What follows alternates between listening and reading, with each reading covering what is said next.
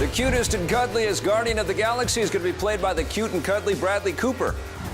Marvel has confirmed rumors that the A-Team star will voice the gun-toting hero Rocket Raccoon in the new film.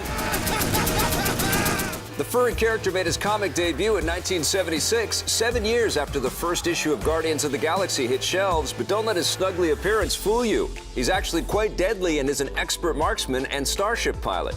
Guardians of the Galaxy is currently shooting and will land in theaters next summer. Director J.J. Abrams may not be the only person moving from the final frontier to a galaxy far, far away. Star Trek Into Darkness villain Benedict Cumberbatch is the latest actor rumored to be joining the cast of Star Wars Episode VII. He recently dropped out of Guillermo del Toro's horror movie Crimson Peak, which was scheduled to begin shooting around the same time. Shall we begin? Keep in mind that nothing has been confirmed. There have already been enough rumors about Star Wars Episode VII to fill a space cruiser, so take everything you've heard with a grain of salt until Disney makes an official announcement. All right? Right. Star Trek and Star Wars aren't the only classic sci-fi franchises that J.J. Abrams has set his sights on.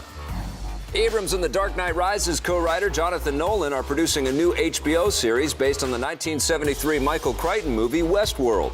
The original takes place in a futuristic amusement park where androids are used to recreate the Old West until a malfunction causes them to start killing the human guests. Iconic cowboy actor Yul Brynner played a robotic gunslinger, and he also appeared in the film's sequel, Future World. Jonathan Nolan is set to direct the pilot episode of the new series with J.J. Abrams in the producer's chair. Abrams is currently overseeing Almost Human, another robotic TV show which premieres this November. Terrific.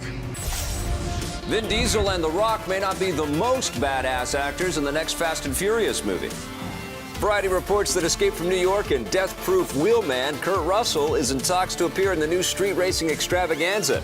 It's unclear what type of character he might be playing if he takes the job, but you can expect him to be hardcore. The transporter himself, Jason Statham, is already set to play the main villain. One condition: I drive my own car. Fast 7, or whatever it's called, will begin shooting soon and race into cinemas everywhere in July 2014. Mega Man co-creator Keiji Inafune has turned to Kickstarter to get a very similar game off the ground. It's titled The Mighty No. 9 and is a side-scrolling shooter that looks very similar to the original Mega Man series. The hero is a robot named Beck who can transform his body parts into weapons and other useful items, and he uses them to take down different bosses. Keiji Inafune is working with plenty of other Blue Bomber veterans on the game. They've already met their Kickstarter goal, which means the Mighty No. 9 will launch on the PC next summer. If they raise enough funds, a console version will also be made. There's some sad news for animation fans. Legendary filmmaker Hayao Miyazaki is retiring.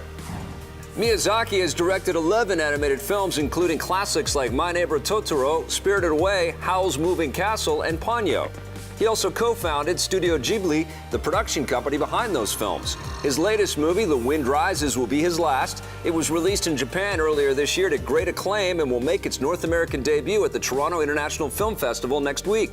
It'll be given a wide release stateside by Disney, although the studio has not set a release date. The new movie Maniac wants you to see the world through the eyes of a killer. It's a remake of the 1980 video Nasty of the same name and sees Elijah Wood play a deranged man who stalks and murders young women. The entire movie was filmed from the point of view of the killer, so the only time you'll get to see Elijah Wood is when he looks in the mirror. Director Frank Calfon shot it that way to put a fresh perspective on the horror genre, although it also presented some unique challenges. As a filmmaker, you are kind of stripped away of all the tools you need to create tension. You're now locked in behind one angle.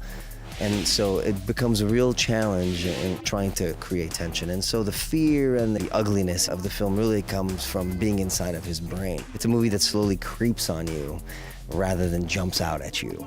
Maniac has already been unleashed in Europe, and it will make its debut on Blu-ray and video on demand in North America this October. We'll have more from our interview with director Frank Calfon before then, so keep your eyes peeled. You're so beautiful. Software giant Microsoft is taking another big step into the hardware world. Microsoft has bought Nokia's smartphone and services division and licensed all of its patents. This means Microsoft will have complete control over all of Nokia's handsets, and it will be easier for them to manufacture future Windows Phone devices. The two companies entered a strategic partnership in 2011 to use Windows software to power Nokia phones. The announcement comes just 2 weeks after CEO Steve Ballmer revealed that he'll retire within a year, and there have been several other big replacements at the company. If you want to stop the PlayStation 4, you're going to have to do more than just turn it off. Sony has revealed that the console has the ability to turn on by itself. When users buy a new PS4 game using Sony's official app on another device like a smartphone or PlayStation Vita, the system will power up and start downloading the game automatically. This means you can begin playing it as soon as you get home, and this should come in handy given that every disc-based PS4 game will be available digitally as well. We'll have more on the PlayStation 4 in the coming weeks. The console will hit North America on November 15th.